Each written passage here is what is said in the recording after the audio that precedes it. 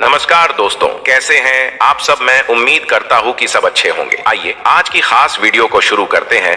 महाभारत की कथा जीवन को जीने की कला भी सिखाती है।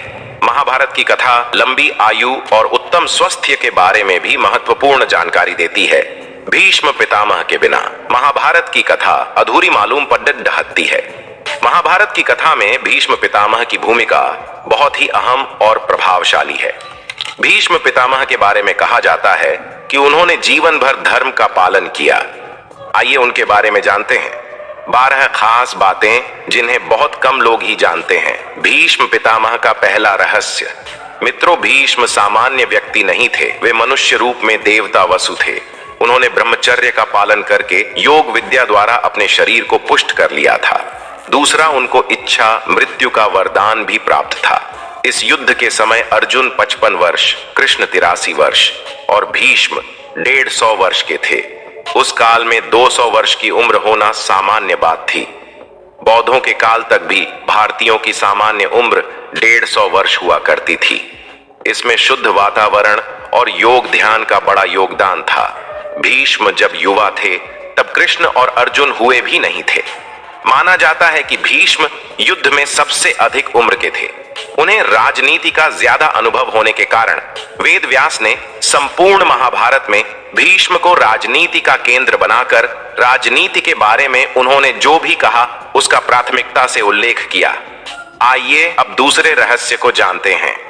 महाभारत के युद्ध में भीष्म पितामह कौरवों की तरफ से सेनापति थे। कुरुक्षेत्र का युद्ध आरंभ होने पर प्रधान सेनापति की हैसियत से भीष्म ने 10 दिन तक घोर युद्ध किया था। 9वें दिन भयंकर युद्ध हुआ, जिसके चलते भीष्म ने बहादुरी दिखाते हुए अर्जुन को घायल कर उनके रथ को जर्जर कर दिया।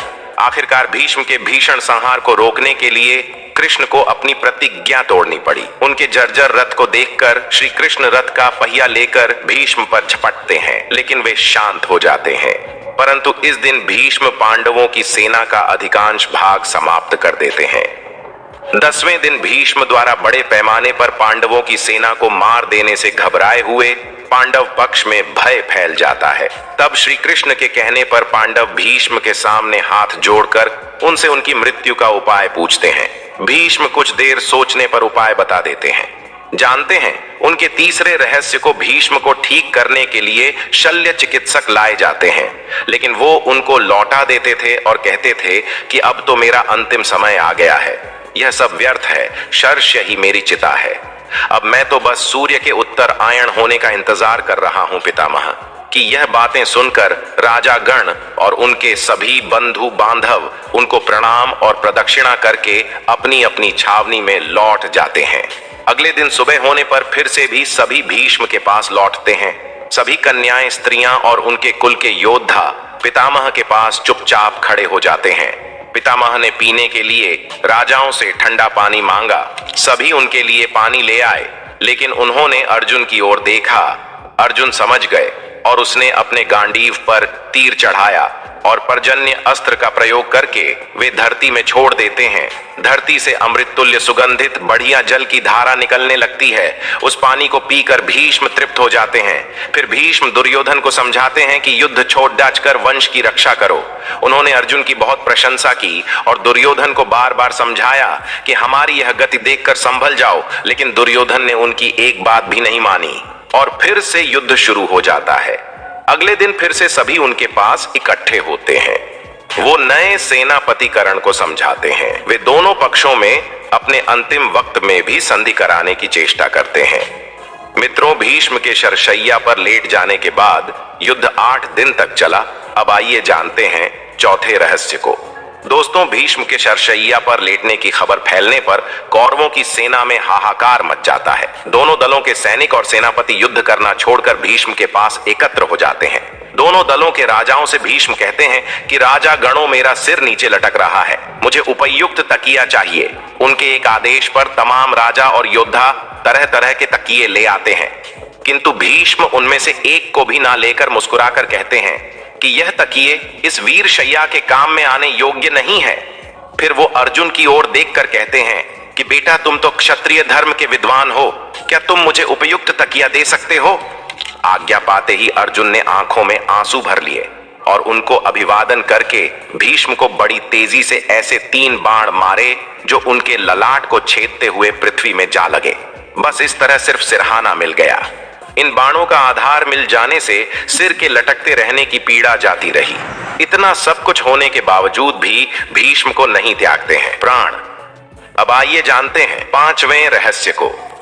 एक दिन देवव्रत के पिता शांतनु यमुना के तट पर घूम रहे थे कि उन्हें नदी में नाव चलाते हुए एक सुंदर कन्या नजर आई। शांतनु उस कन्या पर मुग्ध हो गए। महाराज ने उनके पास जाकर उनसे पूछा कि हे देवी, तुम कौन हो? उसने कहा, महाराज मेरा नाम सत्यवती है और मैं निषाद कन्या हूं महाराज। उसके रूप यौवन पर रीझ कर उसके पिता के पास पहुंचे और सत्यवती के साथ अपने विवाह का प्रस्ताव किया। इस पर निषाद ने कहा, राजन, मुझे अपनी कन्या का विवाह आपके साथ करने में कोई आपत्ति नहीं है, किंतु मैं चाहता हूं कि मेरी कन्या के गर्भ से उत्पन्न हुए पुत्र को ही आप अपने राज्य का उत्तराधिकारी बनाएं, तो ही यह विवाह संभव हो पाएगा। निषाद के इन वचनों को सुनकर महाराज शांतनु चुपचाप हस्तिनापुर लौट आए और मन ही मन इस दुख से घुटने लगे।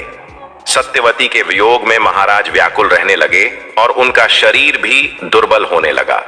महाराज की इस दशा को देखकर देवव्रत को चिंता हुई। जब उन्हें मंत्रियों द्वारा पिता की यह दशा होने का कारण पता चला तो वो निषाद के घर जा पहुंचे और उन्होंने निषाद से कहा कि आप अपनी पुत्री सत्यवती का विवाह मेरे पिता शांतनु के साथ कर दें। मैं आपको वचन देता हूं कि आपकी पुत्री के गर्भ से जो बालक जन्म लेगा वही राज्य का उत्तराधिकारी होगा। कालांतर में मेरी कोई संतान आपकी पुत्री की संतान का अधिकार छीन ना पाए। इस कारण से मैं प्रतिज्ञा करता हूं कि मैं आजीवन अविवाहित रहूंगा। उनकी इस प्रतिज्ञा को सुनकर निषाद ने हाथ जोड़कर कहा कि हे देवव्रत की आपकी ये प्रतिज्ञा अभूतपूर्व है।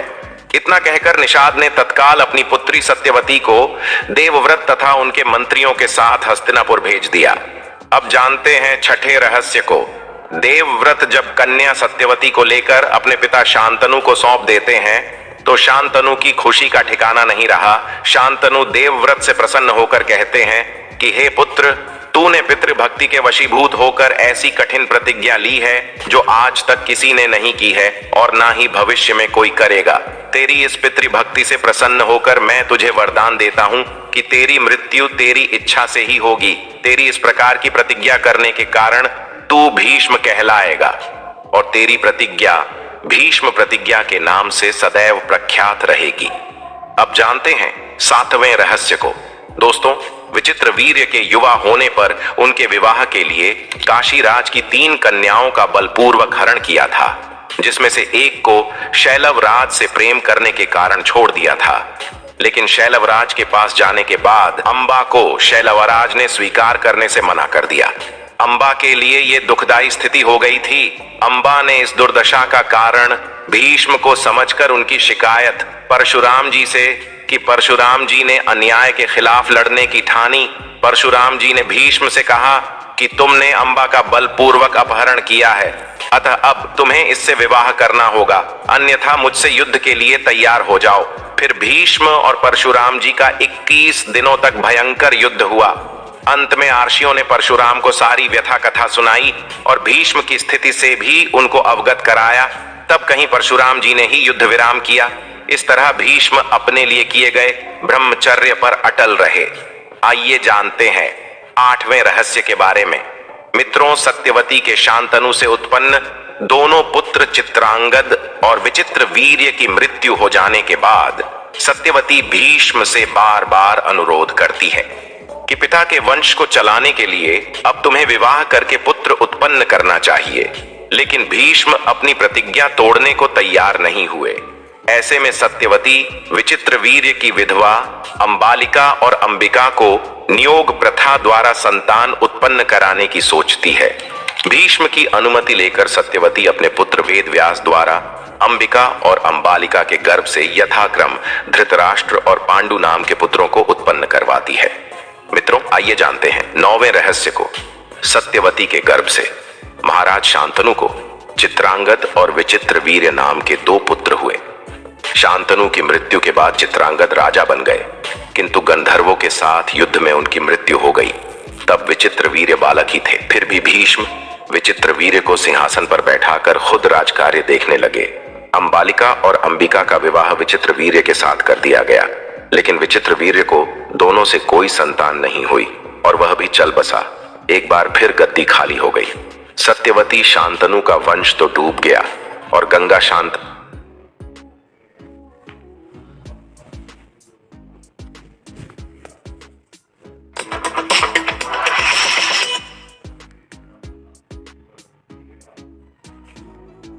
ने ब्रह्मचर्य की प्रतिज्ञा ले ली थी। जानते हैं 10वें रहस्य के बारे में। मित्रों, भीष्म शरशैया पर पड़े हुए थे, फिर भी उन्होंने श्री कृष्ण के कहने से युद्ध के बाद युधिष्ठिर का शोक दूर करने के लिए राजधर्म, मोक्ष धर्म और आपद धर्म आदि का मूल्यवान उपदेश बड़े विस्तार के साथ दिया। इस उपदेश को सुनने से युधिष्ठिर के मन से लानी और पश्चाताप दूर हो जाता है। बाद में सूर्य के उत्तरायण होने पर युधिष्ठिर आदि सगे संबंधी, पुरोहित और अन्य लोग भीष्म के पास पहुंचते हैं। उन सब से पितामह ने कहा कि इस शरशैया पर मुझे 58 दिन हो गए। मेरे भाग्य से माघ महीने का शुक्ल पक्ष आ गया। अब मैं शरीर त्यागना चाहता हूं। इसके पश्चात उन्होंने सब लोगों से प्रेम पूर्वक विदा मांगकर शरीर त्याग दिया। युधिष्ठिर तथा पांडवों ने पितामह के शव को चंदन की चिता पर रखा तथा दाह संस्कार किया। 11वां रहस्य। मित्रों, एक बार देव नामक वसु ने वशिष्ठ आर्षि की कामधेनु का हरण कर लिया। इससे वशिष्ठ ऋषि ने कहा कि ऐसा काम तो मनुष्य करते हैं, इसलिए तुम 8 वसु मनुष्य हो जाओ।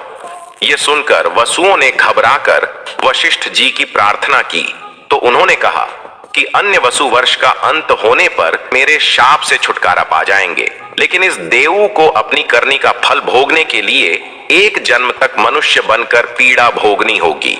ये सुनकर वसु ने गंगा जी के पास जाकर उन्हें वशिष्ठ जी के शाप को विस्तार से बताया और ये प्रार्थना की कि आप मृत्यु लोक में अवतार लेकर हमें गर्भ में धारण करें और जो ही हम जन्म लें हमें पानी में डुबो दें। इस तरह हम जल्दी से सभी मुक्त हो जाएंगे। गंगा माता ने स्वीकार कर लिया और वे युक्ति पूर्वक शांतनु राजा की पत्नी बन गई और शांतनु से वचन भी ले लिया। शांतनु से गंगा के गर्भ में जो 7 पुत्र पैदा हुए थे, उन्हें उत्पन्न होते ही गंगा जी ने पानी में डुबो दिया, जिससे 7 वसु तो मुक्त हो गए, लेकिन 8वें पुत्र को शांतनु ने गंगा को रोककर इसका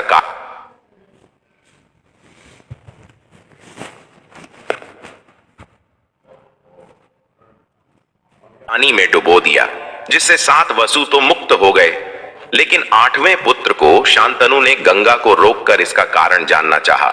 गंगा जी ने राजा की बात मानकर वसुओं को वशिष्ठ के शाप का सब हाल कह सुनाया। राजा ने 8वें पुत्र को डुबोने नहीं दिया और इस वचन भंगता के कारण गंगा 8वें पुत्र को सौंपकर अंतर्ध्यान हो गई। यही बालक दीव नामक वसु था जो भीष्म पितामह बना।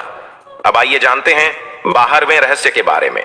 और इस वीडियो का अंतिम रहस्य ये वह काल था जब देवी और देवता धरती पर विचरण किया करते थे। किसी खास मंत्र द्वारा उनका आह्वान करने पर प्रकट हो जाया करते थे। इन्हीं देवताओं के कुल में से मां गंगा भी हैं, तो सवाल आता है कि गंगा ने क्यों किया शांतनु से विवाह पुत्र की कामना से। शांतनु के पिता महाराज प्रतीप गंगा के किनारे तपस्या कर रहे थे। उनके रूप और सौंदर्य पर मोहित होकर गंगा उनकी दाहिनी जंघा पर आकर बैठ गई और कहने लगी, मैं आपसे विवाह करना चाहती हूं। मैं जहनु आर्षि की पुत्री गंगा हूं। इस पर राजा ने कहा कि गंगा, तुम मेरी दाहिनी जंघा पर बैठी हो, जबकि पत्नी को तो वामांगी होना चाहिए। जब महाराज प्रतीप को पुत्र की प्राप्ति हुई तो उन्होंने उसका नाम शांतनु रखा और इसी शांतनु से गंगा का विवाह हुआ। गंगा से उन्हें 8 पुत्र मिले। उनके 8वें पुत्र का नाम देवव्रत था। ये देवव्रत ही आगे चलकर भीष्म कहलाए। तो दोस्तों, आज की वीडियो पसंद आई हो तो वीडियो को लाइक करें, शेयर करें।